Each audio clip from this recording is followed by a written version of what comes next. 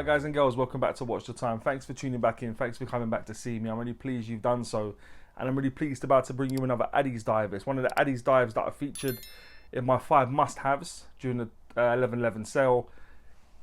I was really excited to get this watch in. I saw it, spoke to them, got it sent over. I had a discount code. I'm going to keep the discount code in the description. Like I said, $26 off the watch is not to be sniffed at. Do you understand what I mean? We're all trying to get things for as good a price as we can. I think I've done that for you. Like I said, it's a homage of a more well-known watch with a slight difference because that's not a diver. But the bracelet looked exceptional. It's running a Seiko VH31 movement. Do you know what I mean? It's looking good. Sapphire crystal. The lume's going to be outstanding because it's Addiesdive. There's lots and lots to like, and I was like, for £80 plus, get the money off. I think this could do really, really well. Is it as good as all that? We're going to find out together. If you do like it, by the time we get to the end of the video, please use the link in the description. It doesn't cost you anymore. It's an affiliate link. Just helps the channel while making your life that bit easier. But I will stop going on because you want to see the review, don't you? And with that being said, let's get the camera turned around and get on with it. Alright guys, so this is the watch. The usual sort of packaging from Addiesdive, briefcase style. I've unclipped it already to make it a bit easier. Sticker. Unusual though. I've got this big old sticker on the back. Answers on a postcard. Have you had this on there before? It's the first time I've seen this on one of the watches I've got from Addiesdive. But there we go. This is the watch. Open it up. So take the watch out. So you look at that in a moment. You've got the usual stuff that you normally get. As you see, I've already sized it. I took 5 links out for it to fit my wrist, and then I used one little bit of micro adjustment. So you're going to have, it's going to be able to fit quite a few wrist sizes because that's going to give you what, 1.5 inches. Maybe 2 inches almost. So yeah, the fact I've taken it out is going to fit wrist size. Has gone 9 inches down, even quite a bit more than that. So yeah, warranty card, instruction manual, hang tag in there, all the good stuff. Let's put that to the side, and we can solely focus on this watch itself. This was one that I had in my sale video. Bear with me 1 second, guys. Yeah, sorry about that. As I said, you'd have seen this on my sale video. It was one that I was really excited to get out. And let's see if it's lived up to its billing. So yeah, this is the AD2033. Inside it's running a Seiko VH31. It's a Mechaquartz movement. I'll bring some information up about that movement now. This movement has again become really, really popular amongst sort of watchmakers and stuff because it's inexpensive. Got the reliability of quartz. You've got a little bit of a aesthetic of an automatic or mechanical watch with the sort of bit of a sweep, bit stuttering, but gives you a bit of a sweep.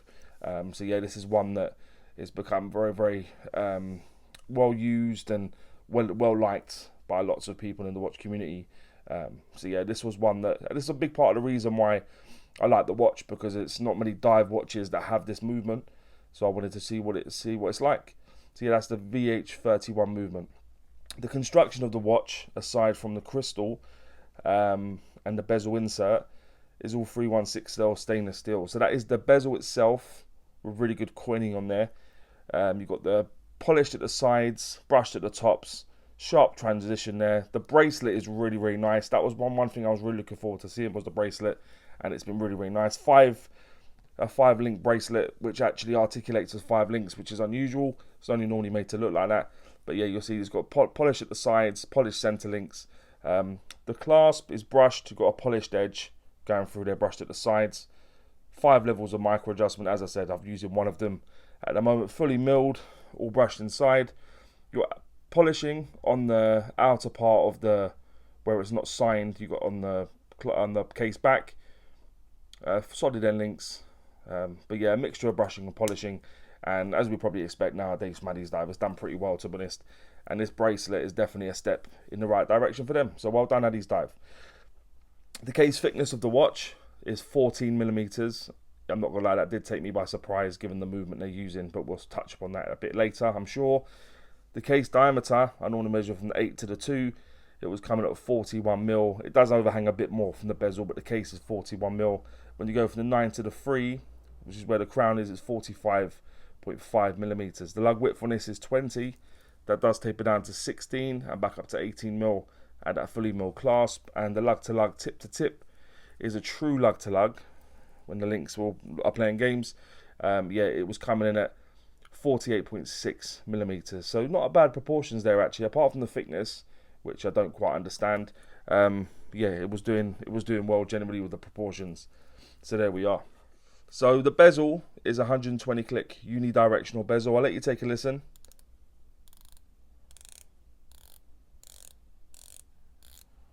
Not too bad clicks, not exactly all the same, but not bad.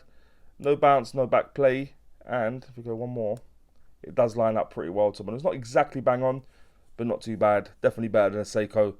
It's 120 click unidirectional bezel. It's got a mineral crystal insert on there as well. The case back, as you've seen just a moment ago, is screwed down. Bits of signage on there which we're running through anyway, and the crown, which actually, let me just take the crown out a moment to put it to a more friendly position so you can see everything better.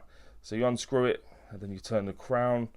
I'll put it to sort of maybe like 10 past 8-ish position along there, just so you can have a look. I'll leave the crown undone because we'll do that again in a moment. You can see how much blue AR coating's on there, but still it does sort of play with the light a little bit, so I'm not sure what's going on, probably because of how domed it is, probably, which is contributing to that. So yeah, screw down crown. The bracelet, as I've said, nice bit of taper on there. Taper's 4mm, but I just think it looks exceptionally well done. I do like the way it plays with the light. This is one thing that looked great in the pictures. Push pins, so when you're changing it out, it is quite easy. You'll see there's directional arrows there. Just push it in that direction to take out the link and do the opposite to put it back in.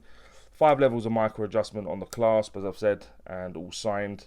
Double safety pushers just to sort of take it off as well.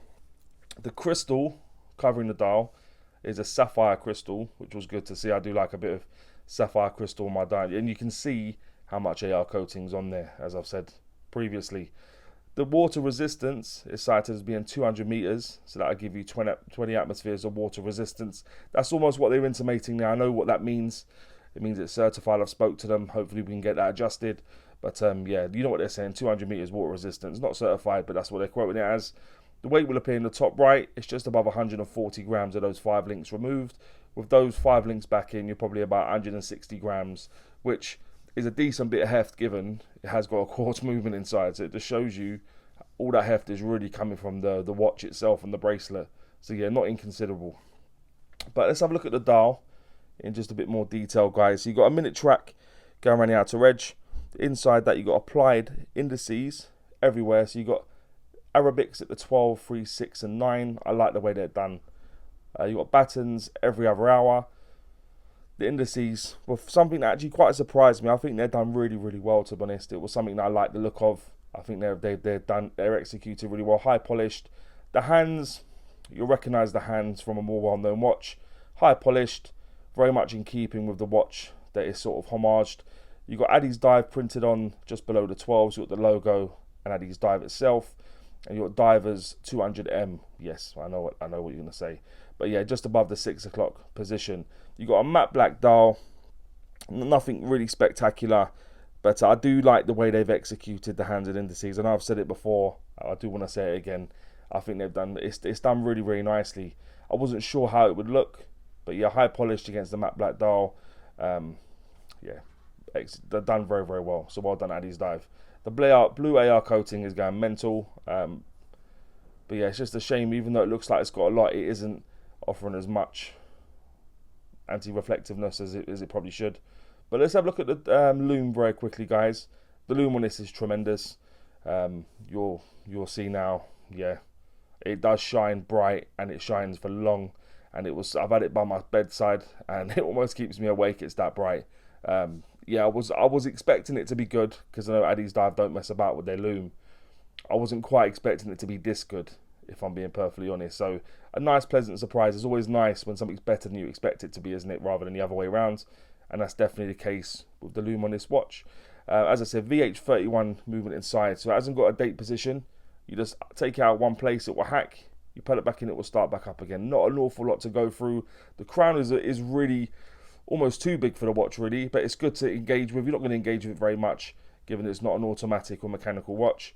But there we go. That's the dial. That's the movement. That's everything going on there.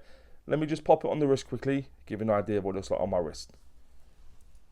Okay, guys and girls. So this is what it looks like on my wrist in studio conditions. You'd have seen it at the start, outside. But you look at that bracelet. The way it sort of plays with the light and stuff. Really, really well done. Nice looking thing. Yeah, there we go. Okay, so guys and girls, that would now take me swiftly on to what I think is pants and Pukka about the watch. If you've ever watched before, you'll know I always start with pants. I like to go on a high with Pukka. So what I think is pants. It's not a lot. I've mentioned one or two things that Addiesdive directly before doing the review. But the three things I'll mention. The thickness, that is crazy. The fact it's got such a thin movement inside than a quartz movement, that is unnecessarily thick. They could easily have shaved 2 or 3 mil off that with the movement they've got inside. So the thickness had to be mentioned. The writing on the dial, I've mentioned that to them already. That's something they're aware of. The diver's 200M. What that intimates and what is representing isn't what it should be saying. So I've sort of spoken to them. So hopefully that'll be adjusted. And the scuff marks. I'll bring a picture up now. When I started doing some sort of macro shots, I noticed more. So around where the lug ends are and on the case back itself, there's scuff marks, which was unfortunate to see. I know it's an inexpensive watch, but it shouldn't be coming marked up. But they're the three things I mentioned, is the thickness, writing on the dial, and the scuff marks. What I think is Pukka. I'm always going to mention Sapphire crystal.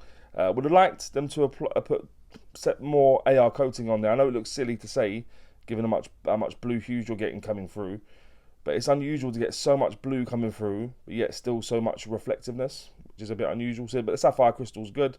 The indices, I really love the indices and how they're executed on this watch, how it's applied, how they look. Really, really nice. The lume on this watch is fantastic. The fact they've used sort of a mineral crystal in the bezel allows them to put a bit more lume on there as well. So yeah, the lume on this is fantastic. The movement, a Seiko V831 movement, like I said, it's such a good sort of middle ground, isn't it, in terms of the reliability of quartz, but it gives you a little bit of a sweeping motion. Not as good as an automatic watch, but yeah, it gives you a sweeping motion. Anyway, the bezel generally, I think the bezel, the fact it lines up so well, 120 click, mineral crystal, bit different as well. So yeah, that's good. The bracelet, for me, the bracelet and the lume on this watch are the 2 stars, but the bracelet has been done so well. I could imagine people taking this off and putting it on other watches. Really, really nice. Really, really nice bracelet. And the price. So yeah, picking this up, and remember guys, I'm going to say it a couple of times. Please use the code here. It will give you $26 off your purchase, which makes this watch even better, doesn't it? If you're going to get £20, $26 off, I think that's going to be something you can't sniff at, you can't turn your nose up at.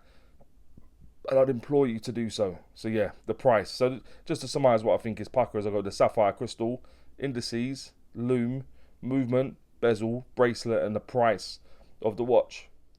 And guys and girls, would I recommend the watch?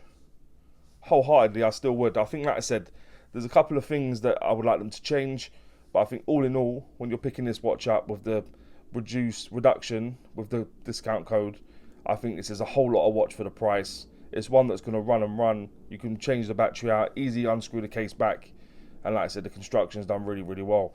It's obviously based on another watch, but a little bit different. But yeah, I would recommend it. But guys and girls, please let me know what you think about this watch, more importantly, and maybe any other watches you may want to see on the channel. And as always say, don't forget to like, subscribe, and always watch the time. Take care, guys. All the very best.